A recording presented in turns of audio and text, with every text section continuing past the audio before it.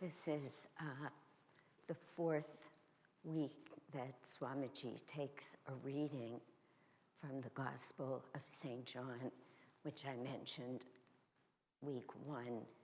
He says is the most spiritual gospel actually teaching in the Bible. And it is, of course, incredibly profound.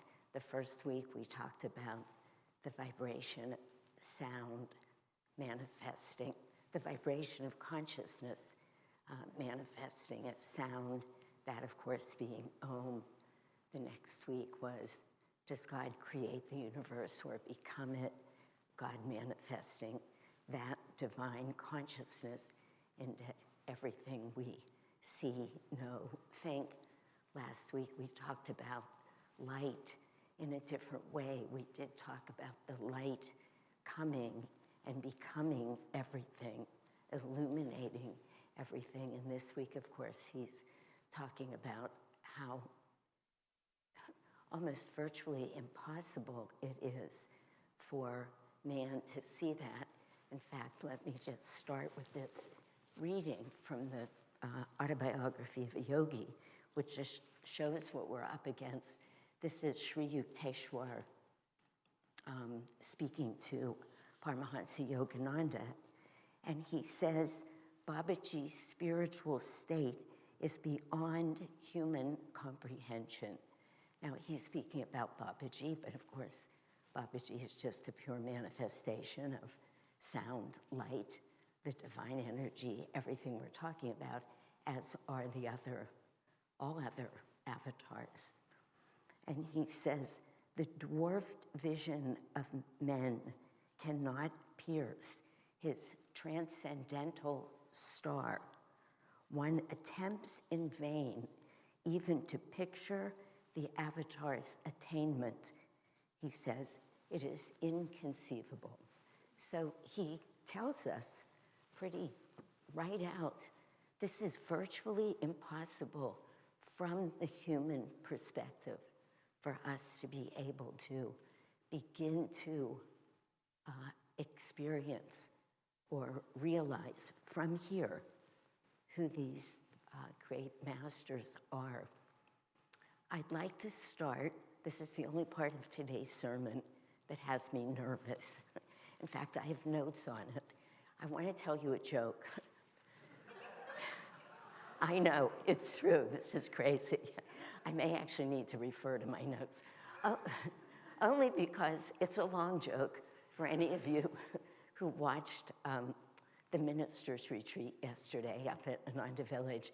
You heard this, because Jyotish told this joke, but it was just so perfect for today.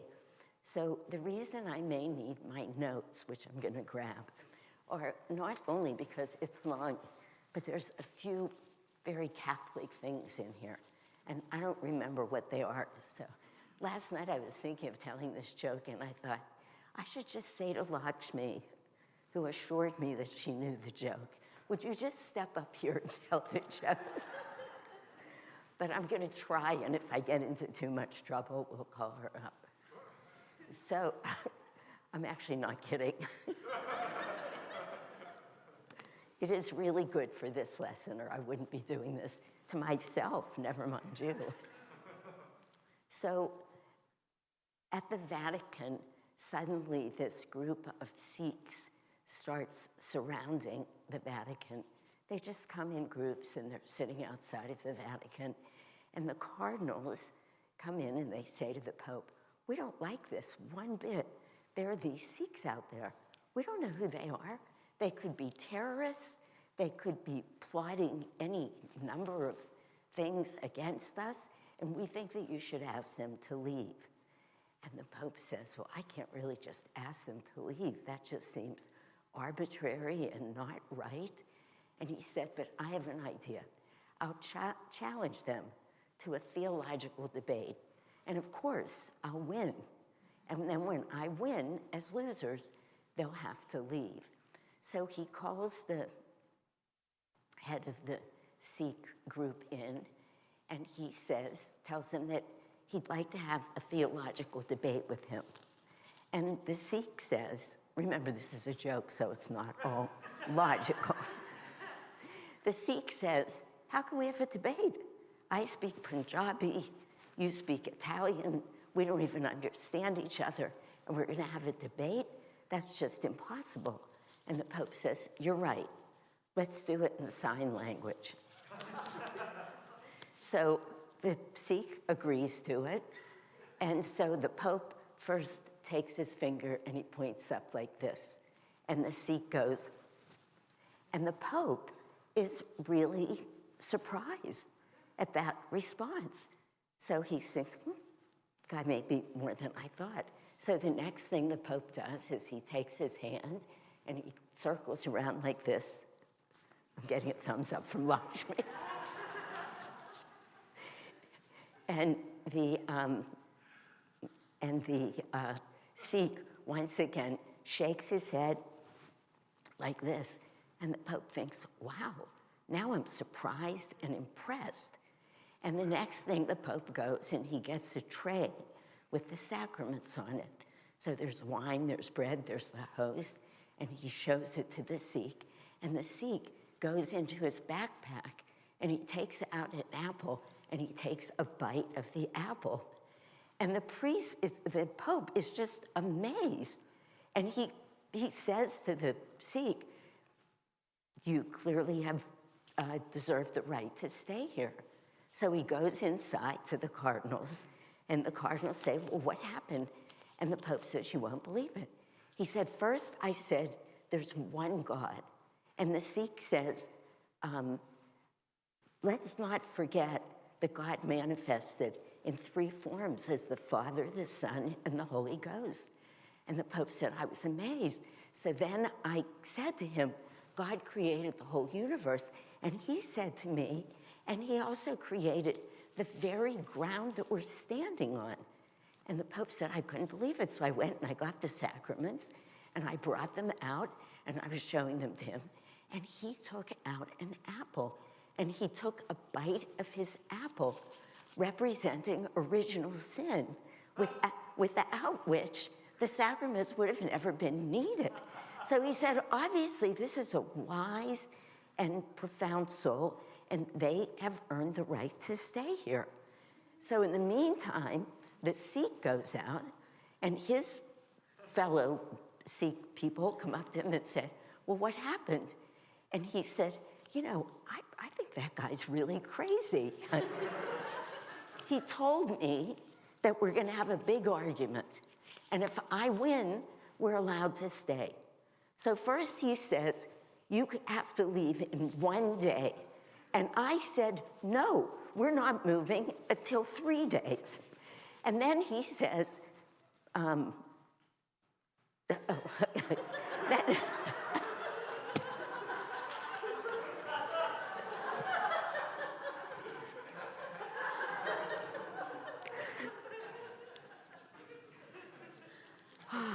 then he says, but you've surrounded us. And the Sikh says, I don't care, we are staying. And then he goes out and he gets his lunch. So I go into my backpack and I took out my lunch.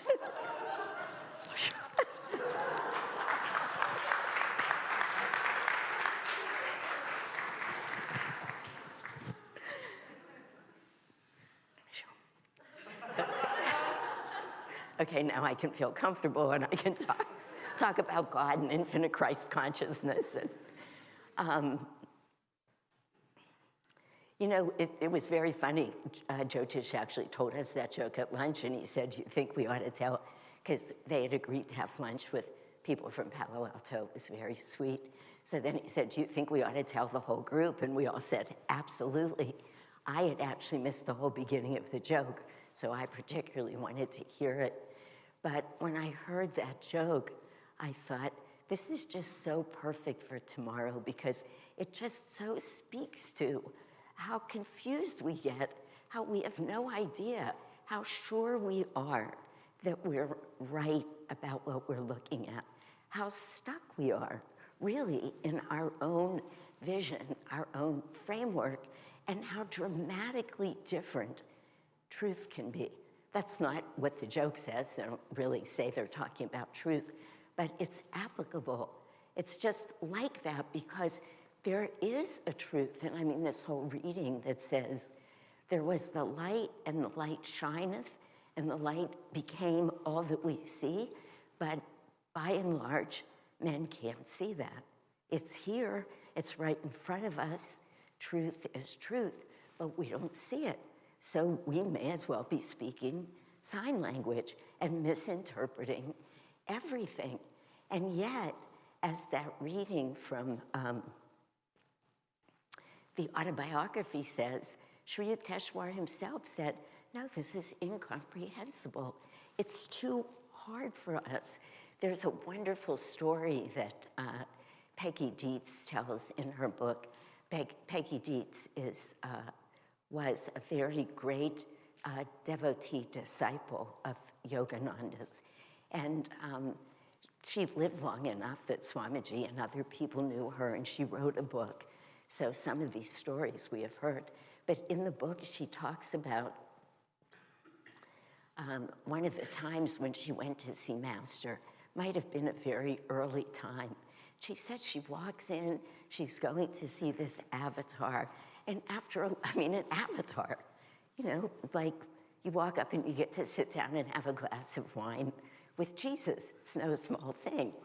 And she says in just a very short period of time, he takes out an album of pictures of his family, and he starts saying to her, look at my brother.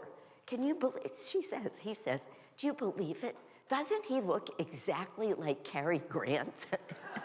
And for those of you that don't know, Cary Grant was a very well-known, very handsome, famous American movie star who was in movies from the 30s to the 60s. And here's Yogananda talking to her about how his brother looks like Cary Grant.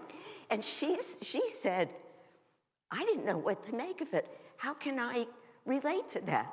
Are we talking about Christ consciousness, or are we talking about Hollywood? I mean, what are we doing? It just was meaning. She couldn't make sense. That's what it is. Swamiji has many stories where he says that, but in essence, he says, you would be with Yogananda. He knew every thought in your mind. He knew every thought in everyone's mind all over the universe, the globe. And then he'd be helping you dig ditches, or he'd be having a meal with you, or, you know, asking you to run an errand, or flying airplanes and playing a joke on you. It's just that play between the light that shineth, the infinite consciousness, and the way it manifests in everything.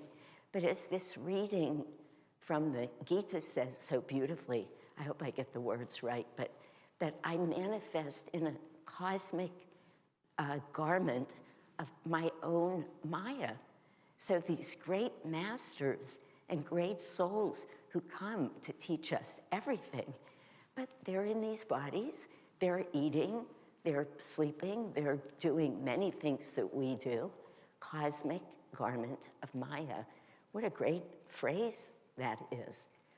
So it's such a huge challenge to get from our mindset to truth, to being able, because, you know, John says it. John says the light's everywhere, but you can't see it. Well, you think, how are we going to get to see it?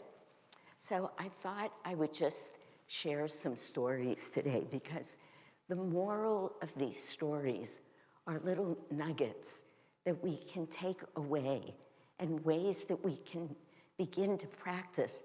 I mean, short of saying, again, I've said this so many times, what we always say, the true answer, the way to the light is through meditation. That is the ultimate goal, and it's the only way. Having said that, when we're not meditating 24/7 or even 18/7, because we're not, so all of the other time in our life, how will we get to experience God? I'd like to tell you 3 stories, a couple of which I've told many times. You've heard them, but the moral is so relevant here.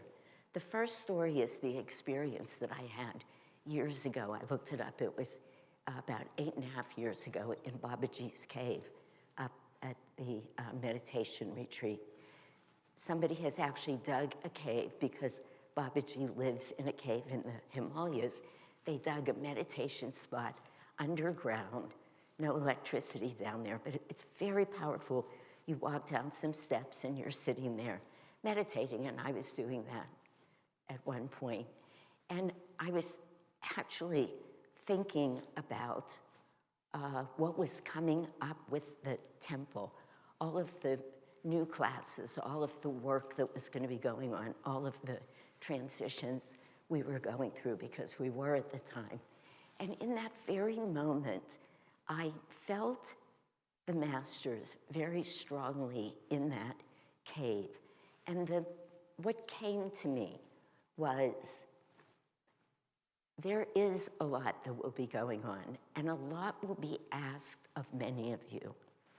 But if you get confused, if you ever think that you are doing it yourself, and you feel overwhelmed or out of control, an experience that I could relate to, find the nearest altar, and we will remind you who's actually doing this, right? Because one thing for us to say, all the time we say, God is the doer, God is the doer, God is the doer.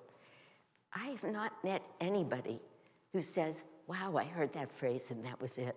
My ego was gone. You know, it doesn't happen that way. It doesn't make sense to us that way. But finding the altar and this promise of being reminded when I was out of control served me, and honestly, it's probably served hundreds, because I've told this story so many times. Find the nearest altar. And then, years later, having an experience one time where I was going through something, having exactly that experience, and I said to myself, there's no altar here. Wherever I was, there wasn't an altar. It's unusual in my life, but it was true. And then it came to me, there's an altar in your heart. There is an altar, there is the altar in all of our hearts. So that message, go inside when you're feeling overwhelmed, out of control, stretched too far, when you're feeling anything that's taking you away from God, in fact. Just sit quietly and try and rest in your heart. Very good lesson. Then, many years ago, there was a woman. I was working at Kaiser in the urgent care clinic. A patient came in and she said to me, I saw you 2 years ago. And I said to myself, this is either going to be very good or very bad.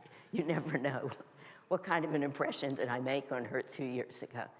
She said to me, she reminded me of the story. I didn't remember this story at all. She came in. She was a woman who had a high position. Now I don't even remember, with a hospital or doctor's offices, some big institution. And it was that time of the year where OSHA, which is the office of the government, I'm forgetting the words, I know James could tell me, but it doesn't matter, where they come in and they inspect everything. And I mean, I've been responsible for a couple of these.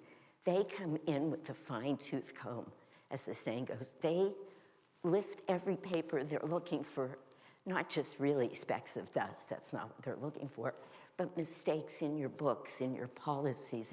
So it's a huge time of the year in a hospital or offices, wherever anybody is in medicine, where you get your act together. Because if you don't, the fines can be millions and millions of dollars, just even to correct them. The fines, and then you get a chance to correct them, then they come back. It's tension producing. So she was hysterical. She came wanting sleeping pills. And she said, I can't do this. I'm responsible for every single thing. And what if I fail and I can't keep track of it? She was like I'm feeling right now. That's how she was. So I said to her, why don't we calm down? Which irritated her. I knew right away it was such, and it was a mistake. You know, tell somebody who's hysterical to calm down. But I didn't learn at that first comment. So I started talking to her about meditation, about yoga, then I said, maybe you could just take a class in something that had nothing to do with anything spiritual, but that would make her more efficient. She was just furious with me. So finally I said, okay, we'll end the visit. I'll give you sleeping pills. Why don't you try and just every once in a while pay attention to your breath? Just stop when you're upset and watch yourself breathe. She left, upset. 2 years later, she comes back. She said, I've been wanting to write you for the longest time. She said, I was really upset with you when you left, and when I left.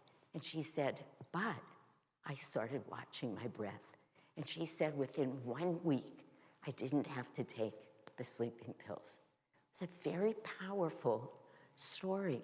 So now we've talked about finding our heart and resting there, watching our breath with extraordinary transformation. We all know she's not the only person who's followed her breath and calmed herself in that way. Remember, what we're talking about is how can we begin to see the light? What can we use in our day-to-day life? And then I'll just share one other story with you. I remembered this last night, but I have no idea what this man's name is or what the name of the book is. But there was a book that, I think it was, the story was probably going around Ananda, of a man who had an experience, a 50-some-year-old man. His description was that he felt like it was a gunshot wound to his abdomen. But really what had happened is that he had perforated his stomach, I think it was, probably from an ulcer. It's not only an excruciatingly painful experience, but most people die pretty quickly from it. And he says that he had been an atheist, even the mention of God antagonized him. So he just didn't believe in anything, and he was terrified of death. Because if you don't believe in anything, when you die, that's the end of it. No more consciousness, no more fun, no more life, no more family, no more nothing. So he was terrified. So he said, I held on to life for 10 hours, but it was so painful, I finally had to just let go. And he was conscious of letting go. He said, but then I found myself in what I thought was the hospital, these long, dark corridors. He said, all of these people were around me. They were dark beings. They were gruff. They were mean. I thought they were the people who were going to be my surgeons. And I started getting really freaked. These people were awful. I didn't even like being near them, let alone going to surgery with them. And I said to them, no, I'm not going with you. And they said, you have no choice. They physically attacked me. He said it got very physical. He said they pulled my guts out. He describes it graphically in his book. And he said, while I was in the midst of this struggle, which I was losing, I heard a voice that said, call on God. And he said to himself in the midst of this struggle, I can't call on God. I don't even believe in God. But the voice said, call on God. He said, then I realized I didn't remember one prayer, not one prayer, but I was frantic. He said, so I started repeating the lines from Mine Eyes Have Seen the Glory, the Battle Hymn of the Republic, because it talks about God. The Gettysburg Address, because it talks about God. And he remembered then the 23rd Psalm. Anything, and then he remembered from his childhood the song, Jesus Loves Me, right? This sweet little song, this I know, because the Bible tells me so. Very sweet, it's a children's song. He started repeating it over and over. He said, suddenly, the tiniest thread of light came down, and from this light, Jesus was manifested. And there was Jesus, and he put his arms around me, and he held me to his chest, and suddenly I just sobbed and sobbed and sobbed.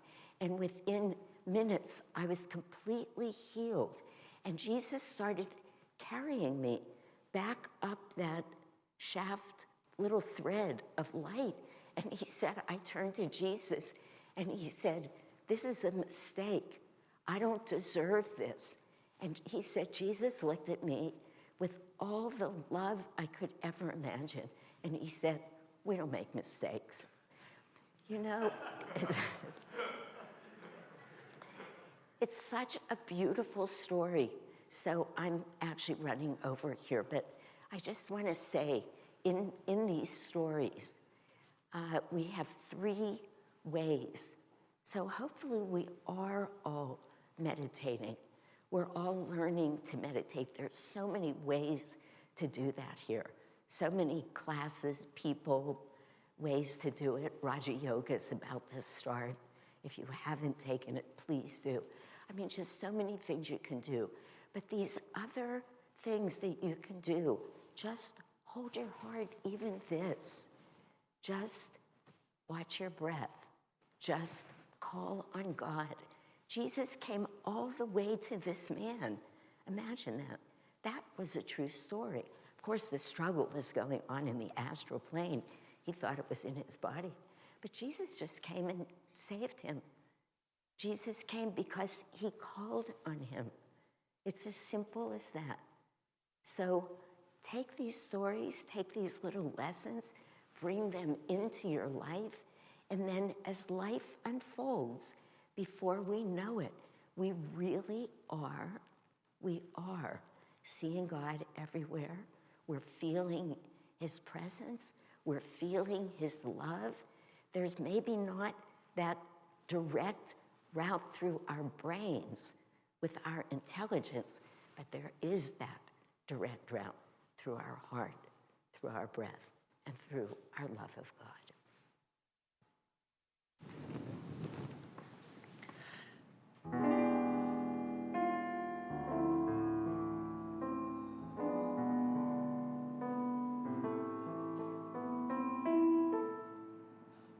Love is all I know, sun rays on the snow of a winter long, in darkness without song.